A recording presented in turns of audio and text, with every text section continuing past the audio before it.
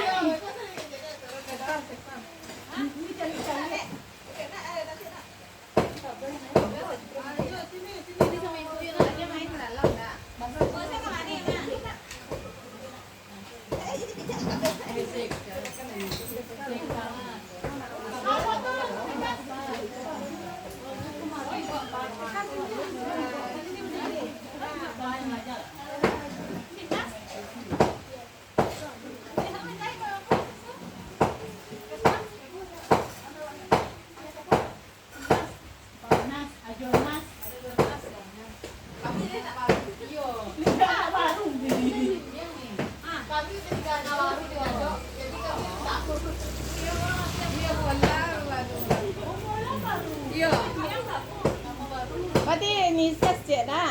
Nises datang. Ini satu yang ayo. Barulah nak yang dari RSUD. Misal ya. Ayo. Dimas belum bola? Bola Dimas belum?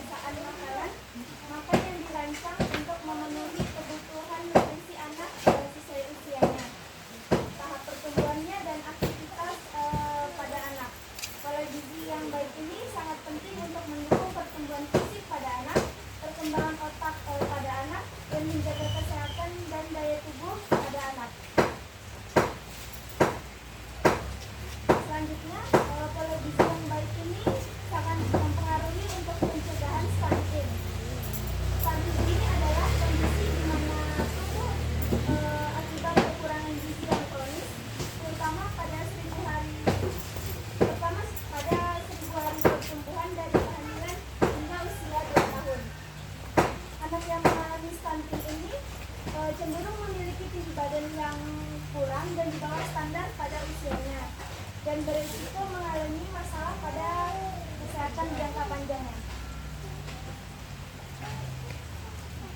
Kemudian mungkin dari sebagian ibu sudah tahu apa itu stunting, tapi saya akan menjelaskan sedikit mengenai stunting itu. Stunting ini adalah sebutan bagi gangguan pertumbuhan pada anak yang ditandai dengan kekurangan tinggi badan dan kurangnya asupan nutrisi secara terus-menerus pada anak.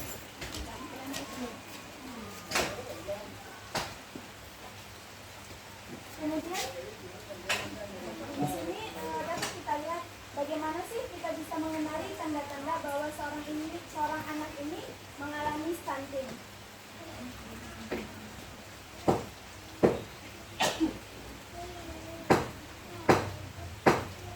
Ciri-ciri yang dapat kita lihat itu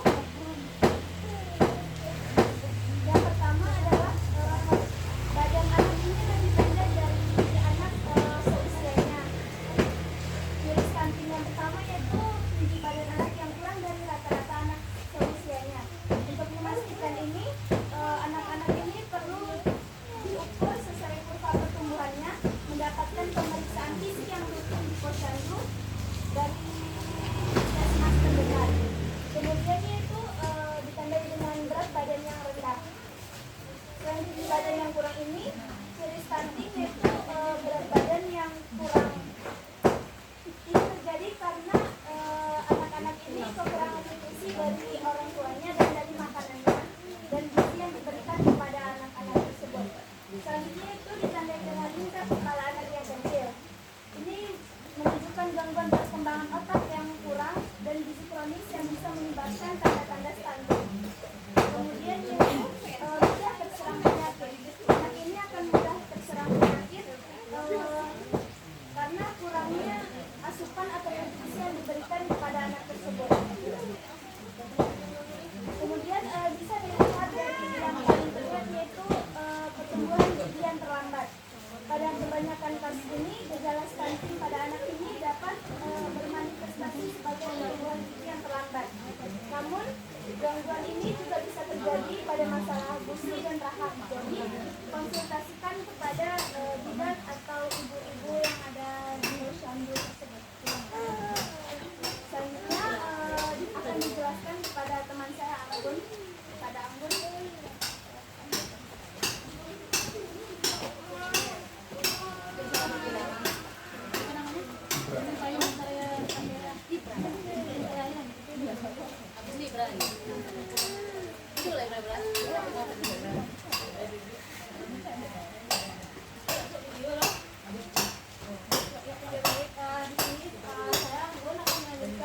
Bagaimana apa saja penyebab penyakit terjadi yang muncul pada bayi dan anak ya.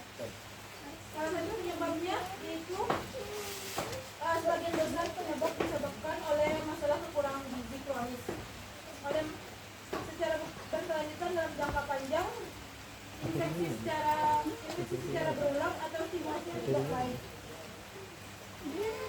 Faktor-faktor yang berkontribusi terhadap keterlambatan tubuh kembang bayi adalah sebagai berikut. Yang pertama adalah kesehatan dan gizi mama yang buruk. Selanjutnya itu asupan makanan sekitar tidak memadai. Selanjutnya itu infeksi penyakit. Secara khusus status gizi dan kesehatan mama meliputi sebelum, selama dan setelah kehamilan yang mengikuti berpengaruh pada pertumbuhan dan perkembangan anak. Faktor lain dari sisi mama yang dapat menyebabkan stunting meliputi perawakan anak yang pendek, jarak kelahiran terlalu dekat, dan kehamilan remaja yang mengganggu asupan nutrisi ke janin. Hal ini dikarenakan adanya kebutuhan nutrisi yang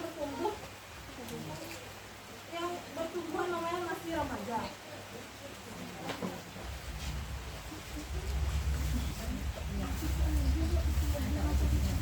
Oke, selanjutnya saya kasih. Oke.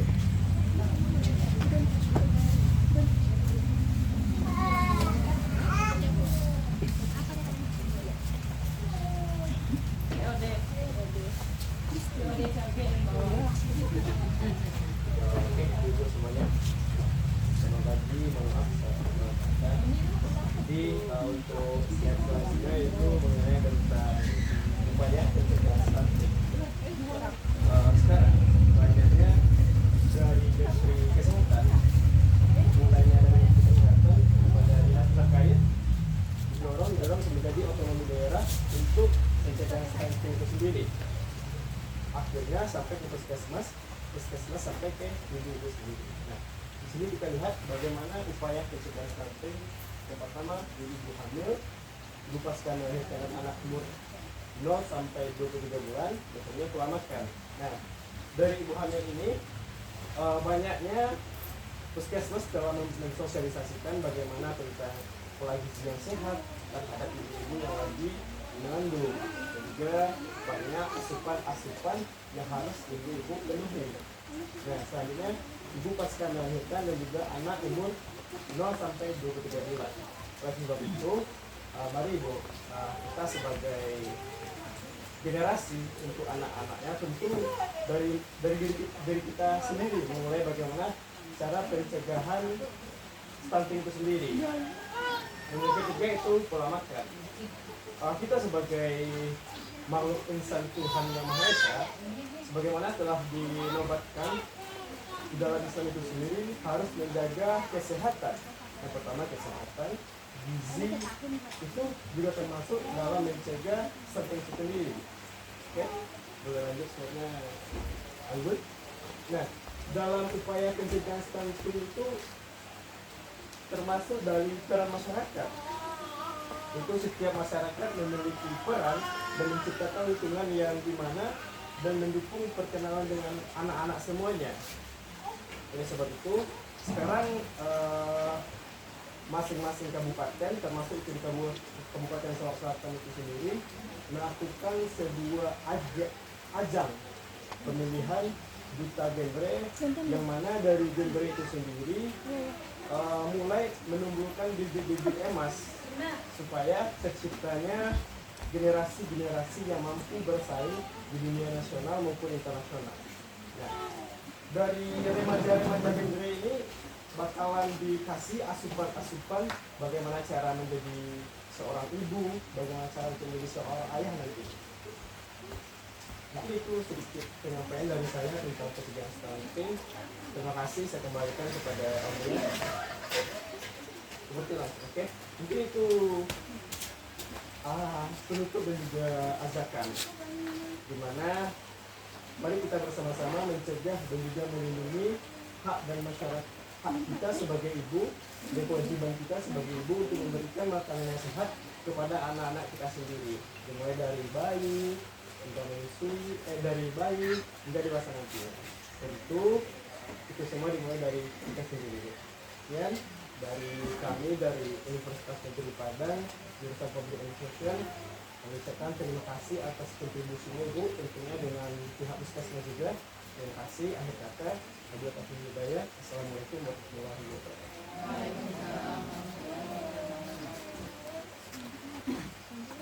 Kita bersama. Ibu ada pertanyaan, Bu? Boleh ditanyakan?